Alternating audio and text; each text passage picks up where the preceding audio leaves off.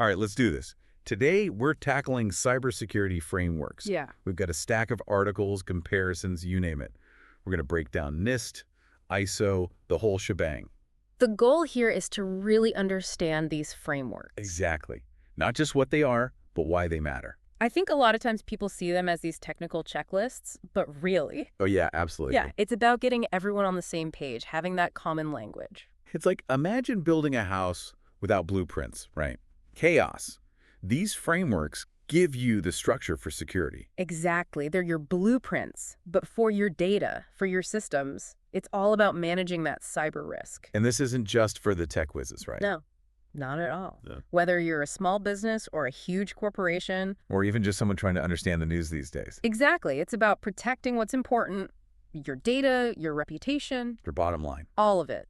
And you'll notice, even with the different frameworks out there, There are some common threads. absolutely, risk assessment is huge. You got to know what you're protecting. Inventory time.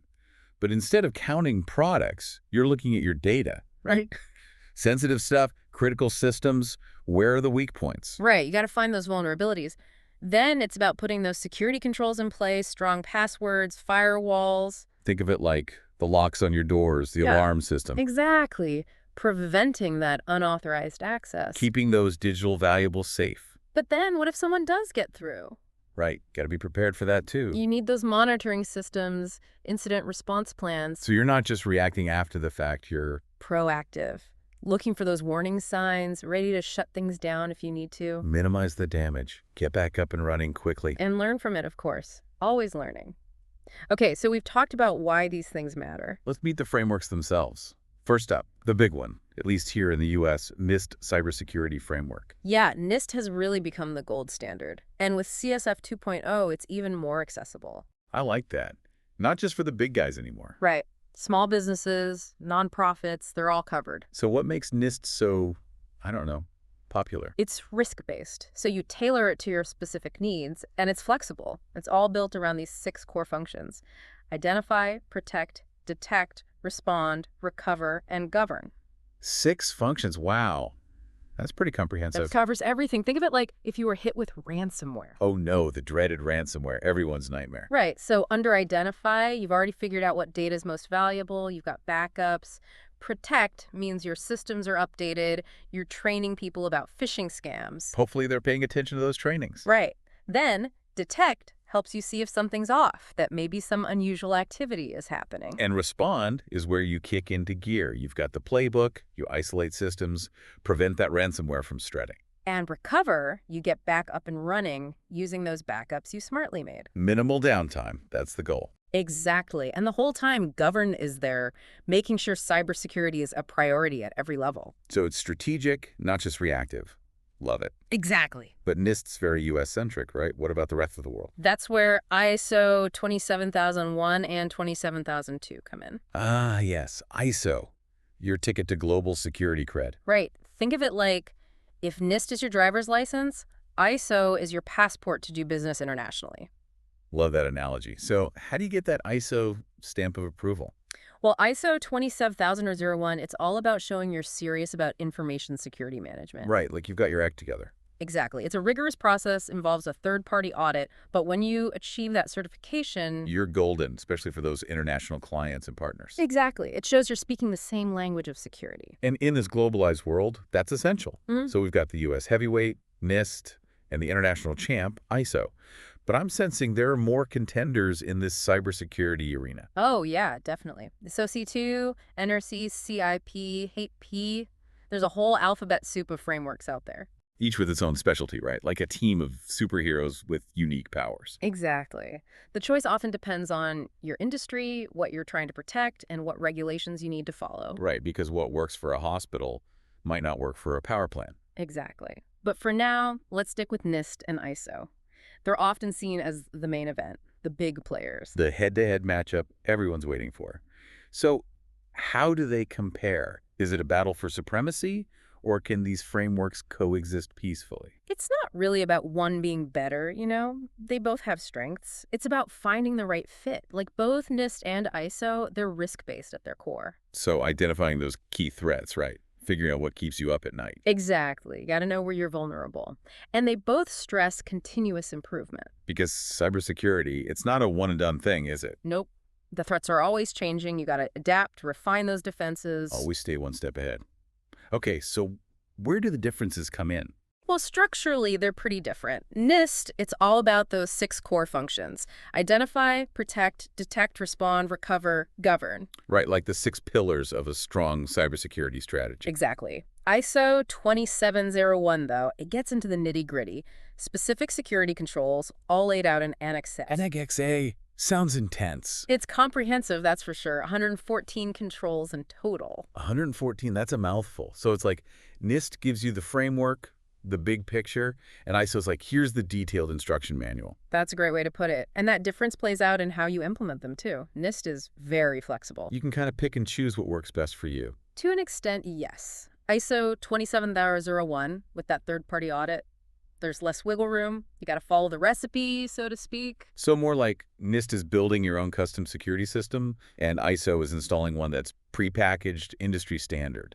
I like that analogy. Both have advantages. Custom built, you get that flexibility, maybe save some money. Prepackaged, you know it's been tested, meets those global standards. Peace of mind, right? Exactly. So it's not about declaring a winner. It's about choosing the right approach for your situation, your organization. Couldn't have said it better myself. And sometimes you might even use both. Wait, really? Both at the same time? Isn't that like double the work? It can be, but hear me out. Say you're a US-based company, but you've got global ambitions. You could start with NIST as your base, and then go for ISO 27001 certification to show those international clients you're serious. So it's like covering all your bases. Like you've got your domestic strategy and your international strategy all working together. Precisely. And the great thing is there's overlap between the frameworks. So if you're doing NIST right, you're already a good chunk of the way towards ISO compliance. That's a relief. It's like learning a new language, your existing knowledge gives you a head start. Exactly. And that overlap, it's only going to grow as these frameworks evolve. So we might see even more convergence between NIST and ISO in the future. It's definitely possible. The cyber world, it's getting more interconnected every day. It makes sense for the frameworks to follow suit. Makes sense to me. But for now, organizations are still trying to figure out this complex landscape of frameworks. Where do you even start? That's the million-dollar question. And like most things in cybersecurity, the answer is... Don't tell me. It depends. You got it.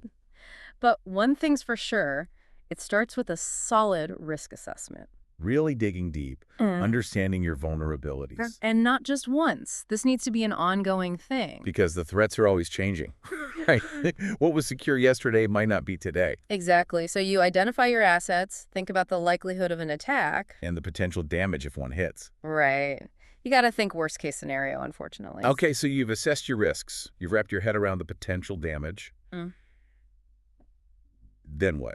How do you actually choose a framework? The age-old question. Again, it depends on your needs, your goals, how much risk you're comfortable with. Right, because there's no magic framework that works for everyone. Exactly. It's like choosing the right pair of shoes. You wouldn't wear hiking boots to a black tie event, would you? Definitely not. So you got to consider your style, the occasion. Some organizations, they might love the flexibility of NIST. Others, they might need the structure, that reassurance of ISO 27001. And some might even go for both. We've seen that happen. Absolutely. There's no shame in that. So no right or wrong answers, just what's right for you. I like it. But once you've picked your framework, how do you actually implement it? It seems daunting, especially for smaller organizations that might not have dedicated security teams. It can be a lot, but it doesn't have to be overwhelming. The key is to break it down. Don't try to do everything at once. Prioritize, right. Yeah. Figure out the biggest risks, the areas where an attack would hurt the most. Exactly. And there's help out there, NIST. They've got tons of guidance on their website, for example. Oh, yeah, they've got some great resources. And there are consultants who specialize in this stuff, Yeah. helping you get ISO certified, for example. So you don't have to go it alone. That's good to know.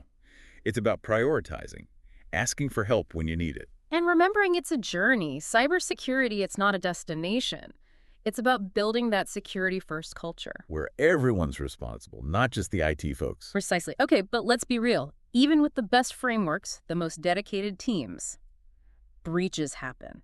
So how do we stay resilient in this constantly evolving threat landscape? So even with the best defenses, it feels like it's not if, But when a breach will happen, how can organizations build that resilience, that ability to bounce back? Resilience, it's huge. It's about accepting that, yeah, breaches are possible and being prepared for that. So not just about keeping the bad guys out, Yeah. but having a plan for when they get in. Exactly. Think layers of defense. You've got your firewall, that's Yeah. like the outer wall. But then you need intrusion detection systems, strong passwords, good backups, and you got to keep an eye on everything. Always monitoring, looking for anything suspicious. Right. And if something does happen, you need that incident response plan ready to go. Who do you call? What steps do you take? You got to contain that damage, get back up and running quickly. Minimize the impact, learn from it, and move forward. Exactly. You know, we focused a lot on NIST and ISO, but there's a whole world of other frameworks out there. We've got SOC2, IPA, the list goes on.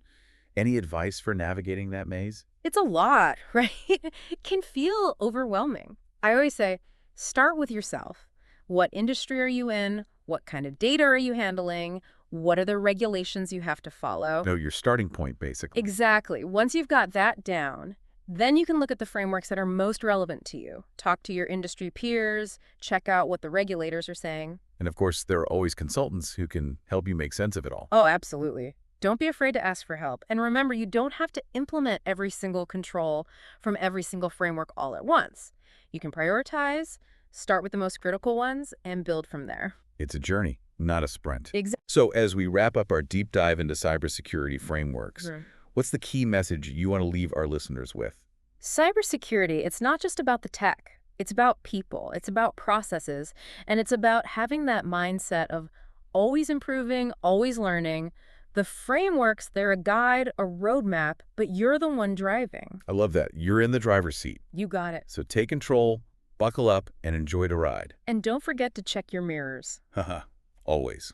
Well said. Ah. All right, folks, that's it for this deep dive. We hope you found it helpful, informative, and maybe even a little bit entertaining. And remember, knowledge is power. The more you know about cybersecurity, the better prepared you'll be to face whatever threats come your way. Couldn't have said it better myself. Yeah. Until next time, stay curious, stay safe, and we'll see you in the digital world.